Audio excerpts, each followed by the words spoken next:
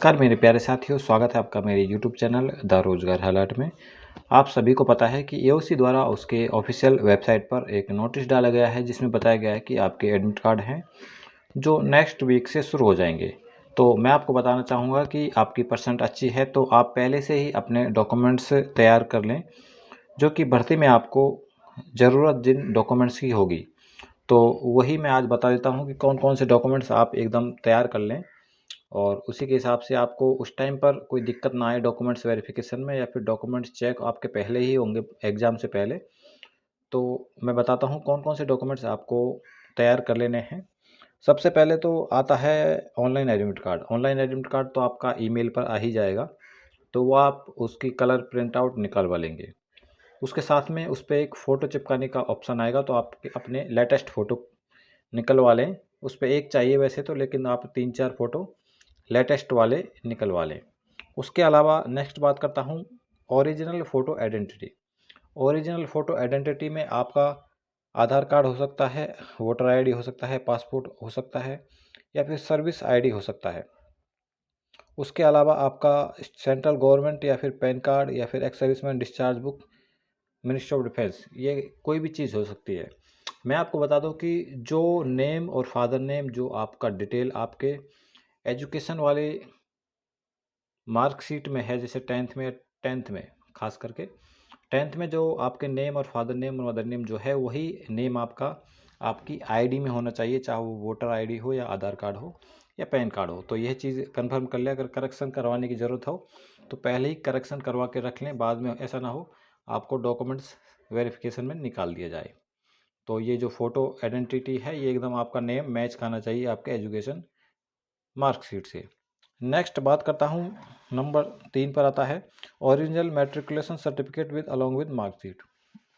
पहले क्या होता था, लगभग 2015 से पहले, कि आपकी टेंथ की मार्कशीट और आपका सर्टिफिकेट अलग अलग आता था। लेकिन प्रेजेंट में दोनों चीज़ें एक ही आती हैं, तो कोई दिक्कत नहीं। बस इसका मतलब आपको अपनी टेंथ की मार्कशीट ओरिजिनल, जिसमें नेम पूरा करेक्ट होना चाहिए, सभी डॉक्यूमेंट्सों के साथ मिलता जुलता, तो यह होनी चाहिए आपके पास। उसके अलावा आपका ओरिजिनल मैंडेटरी एजुकेशन क्वालिफिकेशन और सर्टिफिकेट, टेंथ के अलावा जो भी जिस भी क्वालिफिकेशन से आपने फॉर्म भरा है, ट्वेल्थ से या फिर ग्रेजुएशन से, वो भी आपकी मार्कशीट साथ में होनी चाहिए टेंथ के साथ साथ।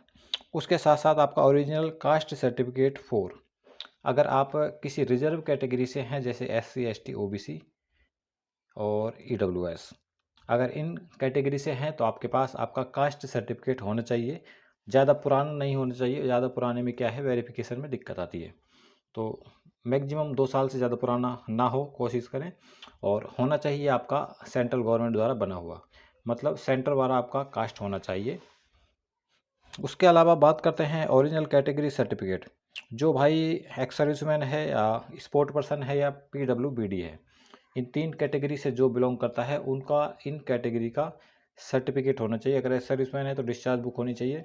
अगर स्पोर्ट पर्सन है तो स्पोर्ट का आपका सर्टिफिकेट होना चाहिए, चाहे यहाँ पे स्टेट से हो चाहे सेंटर से खेले हो। उसके अलावा अगर आप फिजिकली हैंडीकैप हो तो उसका सर्टिफिकेट आपका होना चाहिए।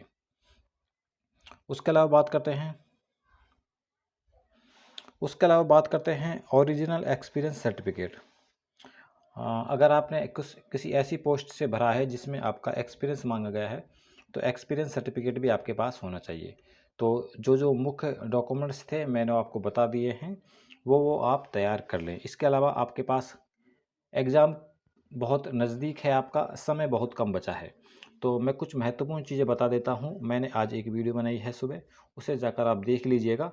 उसमें मैंने महत्वपूर्ण सिलेबस जो बताया है, उन्हीं टॉपिकों को आप पढ़ लीजिएगा। ज़्यादा इधर उधर की नहीं आप किसी एकेडमी में जाएं, क्योंकि नहीं आपके पास इतना समय है कि आप किसी एकेडमी में जाकर सिलेबस पूरा कर सकें, ना ही कोई बुक पूरी पढ़ सके।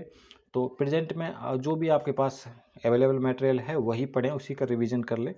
साथ में कोशिश करूँगा मैं आपको गाइड करने की। और मैंने सिलेबस तो सुबह बता दिया है, लगभग 70 से 80% आपका एग्ज़ाम का मटेरियल उसी सिलेबस से आ जाएगा। पिछले 2023 में जो एग्ज़ाम लगा था, उसी के आधार पर वो सिलेबस बनाया गया है। उसके अलावा मैं PDF बना रहा हूँ, 1-2 दिन लगेंगे। उसमें आपका जो भी टॉपिक हैं आपके चारों सब्जेक्ट के, GK, मैथ, रीजनिंग, इंग्लिश, सभी के टॉपिक मैं कवर कर रहा हूँ। और वो PDF आप ले लीजिएगा उससे आप बहुत अच्छा मतलब एग्ज़ाम में कर पाओगे।